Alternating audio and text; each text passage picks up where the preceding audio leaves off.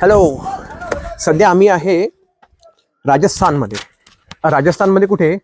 नेमकं जैसलमेर आणि सामचं वाळवंट, ज्या ठिकाणी पाकिस्तान आणि भारताची बॉर्डर आहे, त्याच्या मधोमध्ये कुलधारा नावाचं गाव आहे. या कुलधारा गावापाशी आता आम्ही आहे. या गावाची खासियत अशी आहे की याला एक हॉन्टेड विलेज म्हणतात, म्हणजे भूतिया गाव.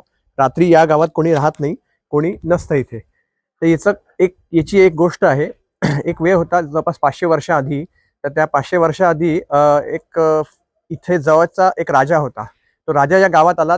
या गावामध्ये त्याला एक मुलगी दिसली. ती त्याला फार आवडली.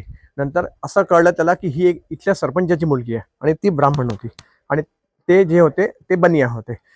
मग नंतर हे सरपंच पाशी गेले आणि ते म्हणाले की मला या तुमच्या मुलीशी लग्न करायचं आहे, तर लग्न करू द्या. तर ते नाही म्हणाले, कारण की ते म्हणे आपला दोन्ही जाती वेगवेगळ्या, आपल्याला ते काही जमणार नाही.